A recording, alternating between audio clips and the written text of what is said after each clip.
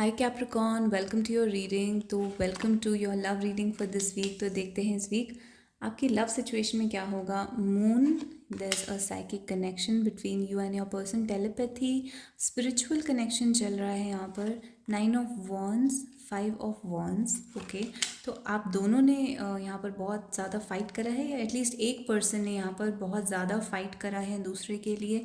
हो सकता है आपको बहुत ज़्यादा ओपोजिशन का सामना करना पड़ा हो। बहुत सारे लोग यहाँ पर अपोज कर रहे थे आपके रिलेशनशिप को, या फिर आपकी आप दोनों के बीच में बहुत ज़्यादा लोग आ रहे थे, एंड आपने अकेले, जो यहाँ पर फीमेल है इस रिलेशनशिप में, उसने अकेले इस रिलेशनशिप में बहुत ज़्यादा फाइट करा है।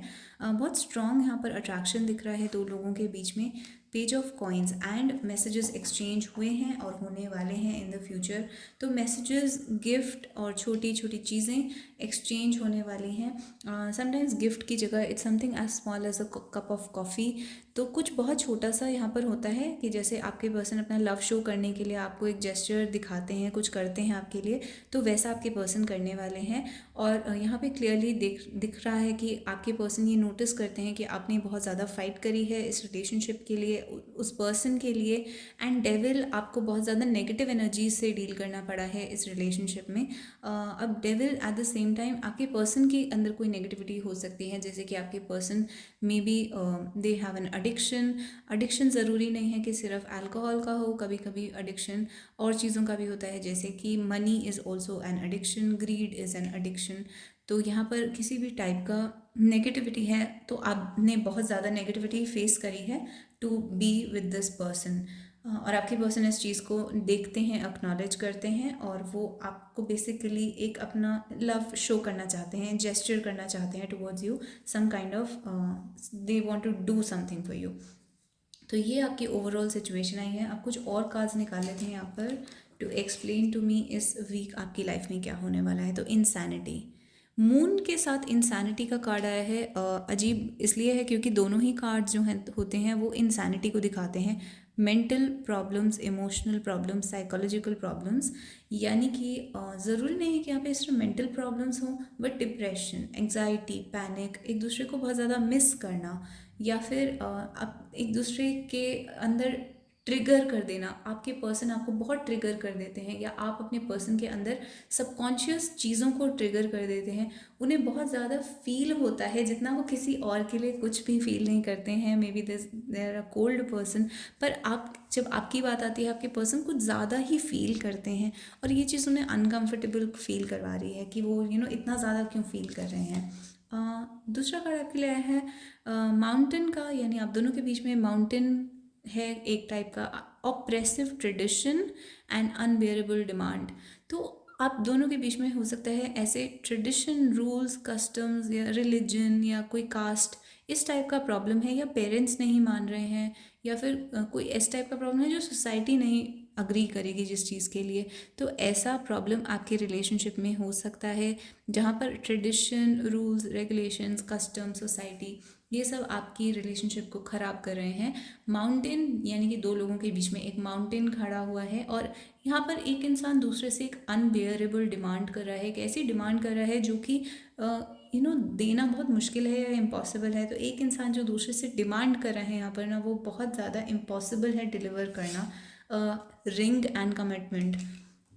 तो क्लियरली यहाँ पे मुझे एक पैटर्न दिख रहा है कि मे बी एक पर्सन दूसरे से मैरिज डिमांड कर रहा है, और there is a problem because वो मैरिज पॉसिबल नहीं है बिकॉज ऑफ सम रूल और ट्रेडिशन और समथिंग।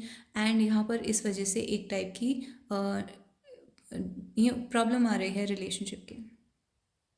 तो नेक्स्ट कार्ड जो आपके लिए आया है वो रिंग का कार्ड है, यानी कि आपके पर्सन मैरिज के बारे में सोच रहे हैं, कमिटमेंट के बारे में सोच रहे हैं, बट यहाँ पर डेफिनेटली एक माउंटेन है दोनों के बीच में, प्रॉब्लम्स हैं, कॉन्फ्लिक्ट है, और एक टाइप का बहुत बड़ी एक सिचुएशन है जिसकी वजह से ये कमिटमेंट पॉसिबल नहीं है।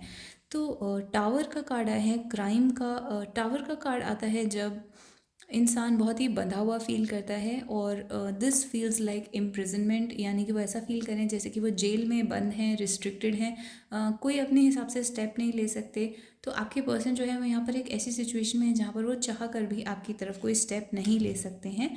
क्राइम का कार्ड भी आया है बिकॉज ये कार्ड तब आता है जब ये रिलेशनशिप एक तरीके से क्राइम जैसा लगने लगता है आपके पर्सन को, जैसे उन्होंने कोई क्राइम कर दिया है, या वो आपको ऐसा फील करवा रहे हैं कि आपने कोई क्राइम कर दिया है। एंड लास्ट कार्ड जो आया है वो प्रेग्नेंट का कार्ड आया है। तो मैरिड लोगों के लिए there a pregnancy on the cards, यानी फ्यूचर में एक प्रेगनेंसी हो सकती है। और अगर आप अनमैरिड हैं तो यहाँ पर आपके पर्सन जो है चाइल्ड के साथ प्रेग्नेंट का कार्ड आया है। तो ये भी चाइल्ड है और ये भी प्रेगनेंसी के बारे में बात कर रहा है। तो यहाँ पे आपके पर्सन फ्यूचर में चाइल्ड के बारे में सोच रहे हैं, even if they are not married, they think कि उनको फ्यूचर में बच्चे चाहिए and they are looking for a perfect person for that, for children. तो इस टाइप की आपकी सिचुएशन आई है। अब देखते हैं 3 मैसेजेस आपके पर्सन के लिए। तो फर्स्ट मैसेज जो आया है, words can't explain what I felt in that moment. तो आपके पर्सन किसी मोमेंट के बारे में, किसी ऐसे टाइम के बारे में बोल रहे हैं जब उनको वो एक्सप्लेन नहीं कर सकते कि उन्हें कैसा फील हुआ था जब वो चीज़ हुई थी। अब लेट्स फाइंड आउट वो कौन सी चीज़ के बारे में बात कर रहे हैं। तो स्ट्रेंथ का कार्ड आया है। आपने शायद अपने पर्सन से रूडली बात करी है, किसी और ने आपके पर्सन। स्ट्रेंथ इज़ बेसिकली जब एक इंसान दूसरे को डोमिनेट करने की कोशिश करता है, अपनी पावर दिखाने की कोशिश करता है। अब्यूज़ हो सकता है, अब्यूसिव सिचुएशन हो सकती है। एंड यहाँ पर जिसने भी ये करा है, आपके पर्सन को उस बात से बहुत ज़्यादा अफेक्ट हुआ है, बहुत फ़र्क पड़ा है और बहुत बुरा लगा है। Bold, assertive, confident, audacity. तो ये कार्ड स्ट्रेंथ की तरह ही है। तो यहाँ पर डेफिनेटली अब्यूज़ भी हो सकता है, या फिर आपने ही शायद कोई ऐसी डिमांड कर ली जो कि बहुत बड़ी है, या फिर आपने बहुत बोल्डली, कॉन्फिडेंटली, असर्टिवली अपनी नीड्स, अपनी विशेस आप अपने पर्सन के सामने रख दी।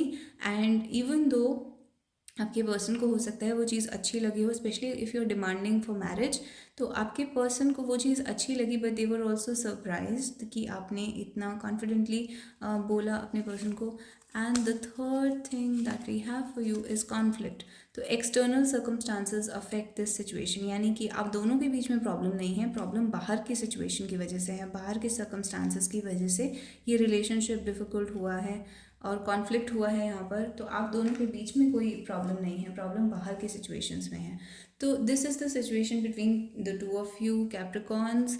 अगर आपको ये रीडिंग अच्छी लगी तो आप मुझे कमेंट्स में बता सकते हैं, मेरे चैनल को लाइक और सब्सक्राइब कर सकते हैं, मुझे कमेंट्स में हार्ट या स्टार दे सकते हैं, और अपनी पर्सनल कंसल्टेशन के लिए आप मुझे मैसेज कर सकते हैं at soulescapetarot@gmail.com।